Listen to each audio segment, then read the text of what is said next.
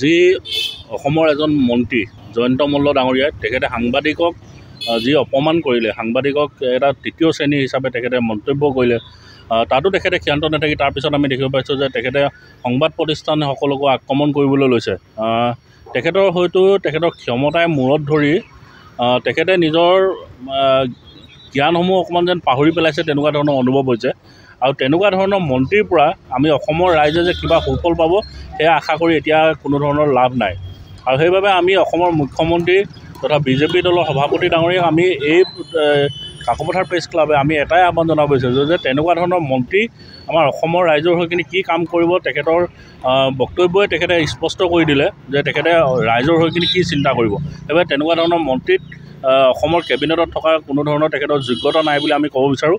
আৰু তেনেকুৱা ধৰণৰ মন্ত্ৰীক অতি সোনকালে অপসাৰণ কৰি এজন যোগ্য মন্ত্ৰীক যাতে সেই দায়িত্ব প্ৰদান কৰে সেয়া আমি এই প্ৰতিবাদস্থলীৰ পৰা আমি আহ্বান জনালোঁ। অসম চৰকাৰৰ কেবিনেট মন্ত্ৰী জয়ন্ত মল্ল বৰুৱাই এটা গৰুখুটি প্ৰকল্প যি গৰুৰ কেলেংকাৰী আৰু এটা কেন্দ্ৰীয় চৰকাৰৰ মানে যি ৰাজসাহায্য কেন্দ্ৰিক এক বিতৰ্কৰ স্পষ্টীকৰণ দাঙিবলৈ গৈ এখন সংবাদমেল আয়োজন কৰিছিল। আৰু সেই সংবাদমেলত সাংবাদিকসকলক তেখেতে নিজে নিমন্ত্ৰণ কৰি আনি যি তুচ্ছ তাচ্ছিল্য কৰিলে, যি তলৰ শ্ৰেণীৰ সাংবাদিক বুলি মানে শ্ৰেণী বিভাজন কৰি তাক আমি কাকপথাৰ প্ৰেছ ক্লাবে তীব্ৰ ভাষাৰে গৰিহণা দিছোঁ, ধিক্কাৰ জনাইছোঁ।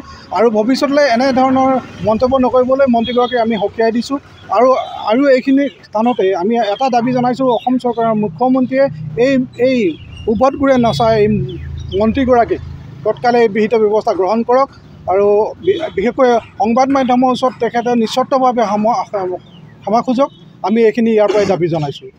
জয়ন্ত মল্ল বৰুৱাই সাংবাদিকসকলক যি তলৰ শ্ৰেণী বুলি মন্তব্য আগবঢ়াইছে ইয়াক আমি তীব্ৰ ভাষাৰে গৰিহণা জনাইছোঁ, কাৰণ এইটো গ্ৰহণযোগ্য ভাষ্য নহয়। তেখেতে এজন ৰাইজৰ প্ৰতিনিধি আৰু এজন মন্ত্ৰী, আৰু তেখেতৰ মুখত এনেধৰণৰ কথা কেতিয়াও শোভা নিদিয়ে।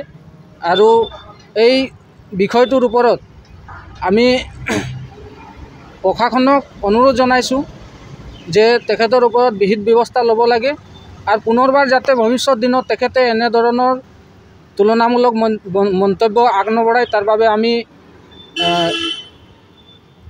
দাবী জনাইছোঁ।